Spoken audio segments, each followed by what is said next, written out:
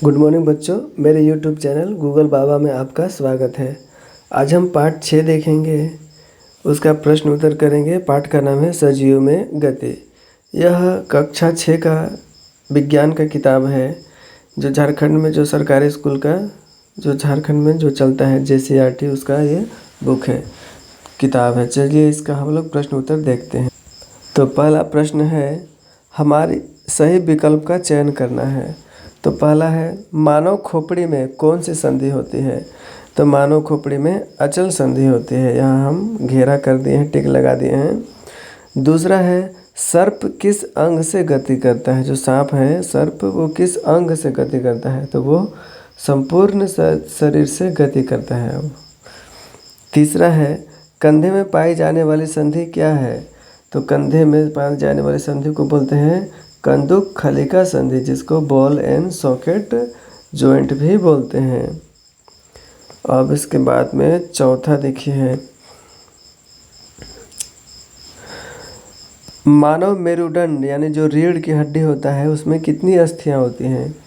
कितनी हड्डियां होती हैं उसमें। तो उसमें 33 हड्डियां होती हैं, 33 अस्थियां होती हैं। पांचवा है, मानव कंकाल में कितनी अस्थियां होती हैं। तो मानव कंकाल में कितने, मानव शरीर में कितनी हड्डियां हैं। तो 206 अस्थियां हैं, 6 हड्डियां हैं, 206 यहाँ घेरा कर दिए हैं। उसके बाद हम खाली स्थानों को देख लेते हैं। रिक्त स्थानों की पूर्ति करना है, पहले से हम भर चुके हैं।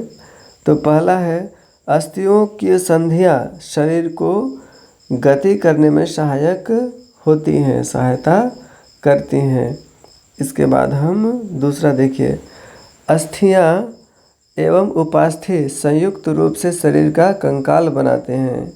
अस्थि और उपास्थि मिलकर शरीर का कंकाल बनाते हैं। तीसरा, कोहनी की अस्थियां हिंज संधि द्वारा जुड़ी होती है। कोहनी की अस्थियां जो है जिस संधि से जुड़ी होती है उसको बोलते हैं हिंज संधि। चौथा, गति करते समय पेशियां के संकुचन से अस्थियां खिंचती हैं। यहाँ पर हम भर दिए हैं, आप देख सकते हैं। उसके बाद में पांचवा देखिए, घोंघा पेशीय पाद की सहायता से चलता है। मांसपेशियों की सहायता से घोंघा चलता है। इस प्रकार हमारा ये खत्म हुआ। आगे हम तीसरा देखते हैं, सही गलत का चिन्ह लगाना है। पहला है, सभी जंतुओं की गति एवं चालन बिल्कुल एक समान होती है। तो ये तो गलत है।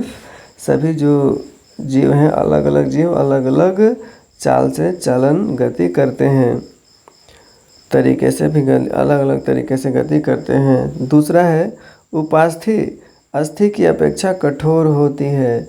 ये भी गलत है, जबकि उपास्थि होता है वो नरम होता है, उसको मोड़ा जा सकता है, जैसे कान की हड्डी, नाक की हड्डी। तीसरा है, उंगलियों की अस्थियों में संधि नहीं होती है। ये भी गलत है, उंगलियों की अस्थियों में संधि होती है। चौथा है, अग्रभुजा में 2 अस्थियां होती हैं। तो ये सही है। और पांचवा है, तिलचट्टे में बाह्य कंकाल पाया जाता है। ये भी आपका सही है। आगे देखते हैं, मिलान चिन्ह मिलान करना है। चौथा का है, पहला देखिए, ऊपरी जबड़ा, इसका हो जाएगा घ, अचल संधि है। दूसरा है मछली, दूसरा का ग हो जाएगा। मछली का शरीर धारी रेखीय होता है। चलिए ये भी ठीक है। अब अगला है पसलियाँ। पसलियाँ तीसरा का क में मिलान करना है। हृदय की सुरक्षा करती है पसलियाँ, ये भी ठीक है। इसको थोड़ा साफ कर देते हैं। फिर घोंघा। घोंघा है बहुत धीमी गति से चलता है। इसके बाद में हम तिलचट्टा देख लेते हैं, तो हवा में उड़ सकता है। ये भी सही है। इसके बाद जो बचा था,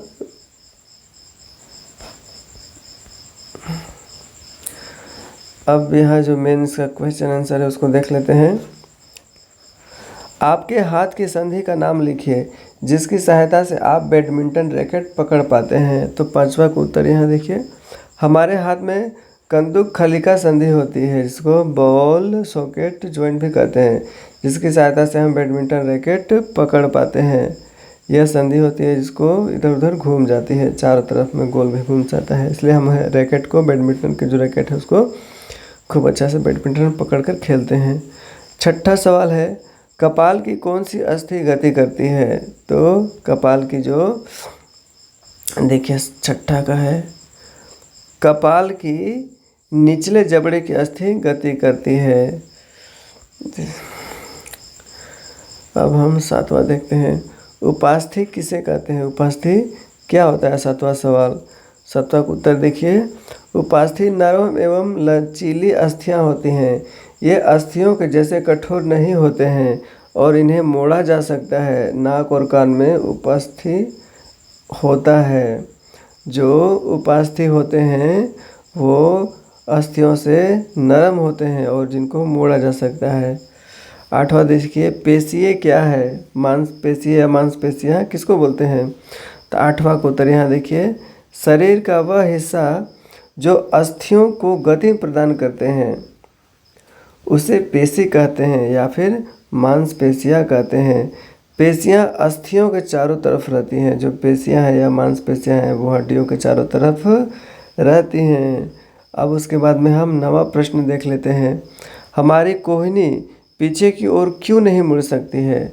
तो हमारी कोहनी पीछे की ओर इसलिए नहीं मुड़ सकती है, नवा देख लीजिए, यहाँ पर दिया हुआ है, हमारी कोहनी पीछे की ओर इसलिए नहीं मुड़ सकती है क्योंकि कोहनी की अस्थियों में हिंज संधि होती है और हिंज संधि पीछे की ओर नहीं मुड़ती है। अब हम 10वां का उत्तर देख लेते हैं, पक्षी के कंकाल किस प्रकार उन्हें उड़ने में सहायता करते हैं? तो 10वां का उत्तर यहाँ देख लीजिए, पक्षियों में अस्थियों में वायु प्रकोष्ठ होते हैं। उनकी जो अस्थियाँ हड्डियाँ होती हैं उनमें वायु भरा होता है, वायु के लिए जगह होता है, जिनके कारण उनकी अस्थियाँ हल्की परंतु मजबूत हो जाती हैं, इसलिए उन्हें उड़ने में सहायता करती हैं। अगला देखते हैं, तो आगे नहीं है, ये हमारा आखिरी सवाल था। इस प्रकार यह चैप्टर भी या पार्ट भी ख़त्म हो जाता है। आप मेरे चैनल गूगल बाबा को ज़रूर सब्सक्राइब कीजिएगा, यूट्यूब चैनल को। अब हम नेक्स्ट पार्ट 9 देखेंगे, हमारे चारों ओर के परिवर्तन। तब तक के लिए धन्यवाद वीडियो देखने के लिए।